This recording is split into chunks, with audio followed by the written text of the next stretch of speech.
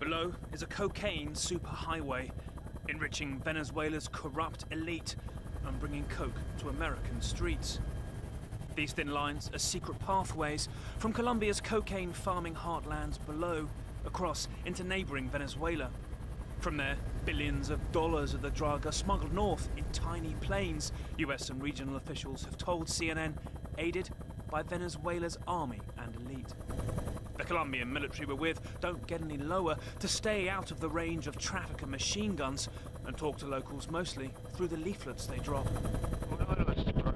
We've stopped drug flights out of Colombia, he tells me, but not from places we don't control. He means Venezuela, just 5 miles away. Below, they think they've spotted a cocaine laboratory, one of many fueling Venezuela's role as a cocaine courier, which a CNN investigation has learned is booming just as the country collapses.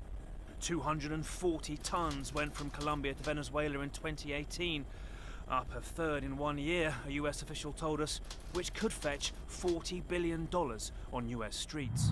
That traffic happening down below, one possible reason, it's alleged, why so many in the Venezuelan army and government are reluctant to give up on Nicolas Maduro. They're simply making too much money. The trade remains mostly secret inside Venezuela, on the other side of the border here, but we were able to learn more about these illegal routes in from recent defectors from the Venezuelan Army Border Patrol and about how their officers ordered them to let cross specific trucks carrying cocaine. For 5 years, this sergeant got those orders often 3 times a week. The cars that crossed both weapons and drugs were pickups, and we would be told the color and make of the truck and when, usually just after dawn or dusk. Everything was coordinated by the brigade commander. He'd send a lieutenant to tell you what needed to cross, and this was arranged high up above. Those who didn't agree were swapped out, automatically. He fled to here, Colombia, when the pressure to comply got too much and his unit found themselves confined to base. We were locked on the base. The general would say, "Everyone must be with us. Leave or speak against the government, you'll get arrested." They had us brainwashed with food handouts. One night, I couldn't take it anymore. I went home and told my wife we leave for Colombia. My son started crying and said, "Dad, what are we going to do?" But I knew if they stayed without me, they'd be captured or interrogated. Ahora les comentamos que el municipio Venezuelan state TV occasionally shows how their armed forces crack down on the trade, here intercepting Mexican pilots. They have previously rejected allegations they're actually running the drugs and did not respond to several requests for comment. But a US official has told CNN these flights are surging. They're used to take off from the remote hidden runways in the southern Venezuelan jungle. But in the last 3 years have moved north, a US official told CNN, to reduce flying time. They used to be 3 a week, but last year they were almost daily. This year, they've seen as many as 8 in a single day, a regional official said, using 50 hidden runways.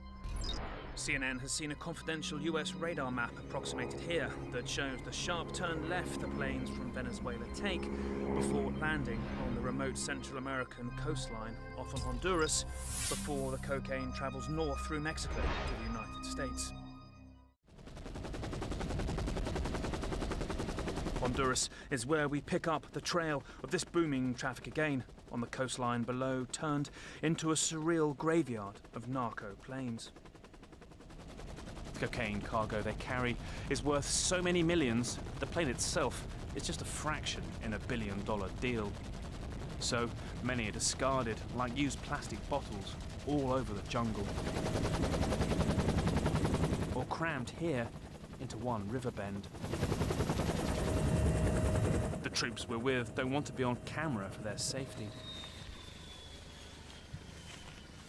Some of these have their markings torn off to make the job of working exactly where they came from even harder. America's drug habit is where the money, the rot, all begins. But that same open market also supplies a key part of the logistics here.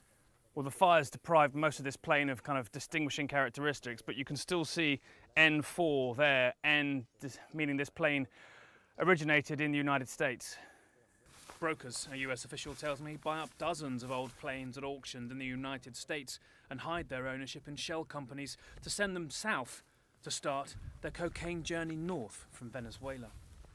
Again, another N, which means another plane that started its days in the United States. It's not just traffickers in Venezuela and the US making billions. The entire region is in on it. This is surely Honduras's biggest industry, the billions at stake everywhere.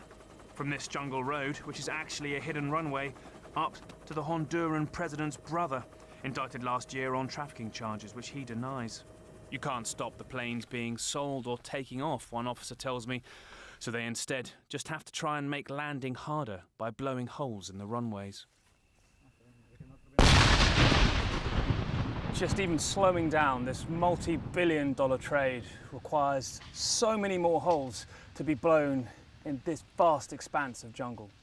The amount of money cocaine brings here literally dwarfs any effort to fight it. Insane amounts of cash. Into some villages along this coastline they have none. In fact, the Honduran army tells us traffickers flying towards these villages often kick their cargo overboard when they think they're about to be intercepted.